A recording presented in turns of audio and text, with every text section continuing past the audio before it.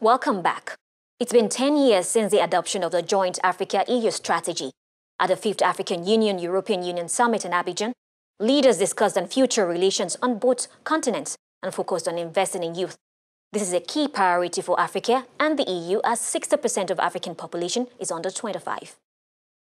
Let's have the details with William Bahia and Ignatius Anu. The issue of youth unemployment dominated discussions at the 6th European Union Africa Business Forum, which took place in Côte d'Ivoire this week.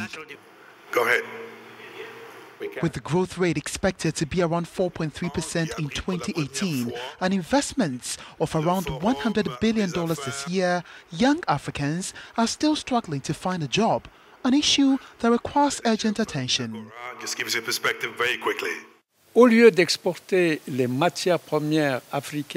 of exporting African raw materials, transforming them locally to create as much wealth and employment, if you extract a raw material from the basement and export it to you, that's not going to create the job. It's the transformation. It is the factories. C'est la transformation, c'est les usines. On peut travailler à relever ce défi par des réformes. We can work to meet these challenges through reforms. Structural reforms completely change the device. Take, for example, in many countries, you have 10 projects in 10 different ministries that deal with this issue. It gives absolutely nothing, and when these projects close, it's over.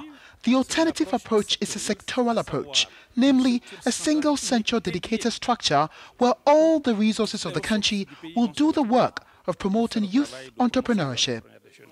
Institution, European Investment Bank.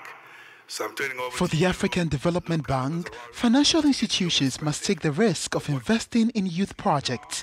It intends to spend $12 billion over the next 5 years. For his part, the Ivorian Prime Minister Amadou Gon Coulibaly called for the revitalization of the public-private partnership. Burkina Faso inaugurated a new scheme to boost renewables and cut energy dependence on its neighbors. The project is West Africa's largest plant in terms of installed capacity and will be able to power tens of thousands of homes. Here's the report from my newsroom.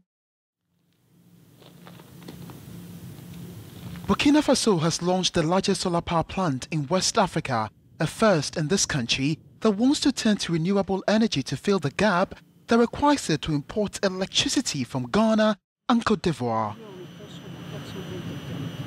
C'est la plus grande centrale solaire aujourd'hui en exploitation. This is the largest solar power plant currently operating in West Africa. Le Burkina est un pays très ensoleillé. It's a very sunny country and very popular for solar, since we will also certainly have many tenders in the coming months, including the extension of 17 megawatts, but also on other projects from 10 megawatts through Burkina Faso.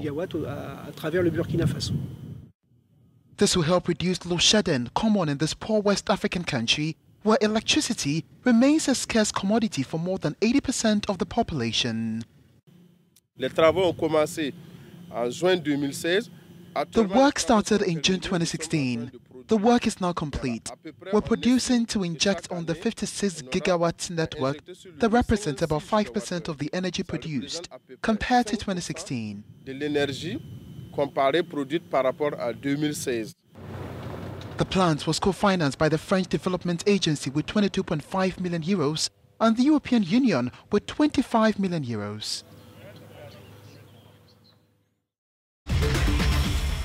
And with that, we've come to the end of this week's program. Thank you for watching. Send us your questions, comments, and suggestions on Twitter at AfolakeG and Facebook Afolake Oyiloye.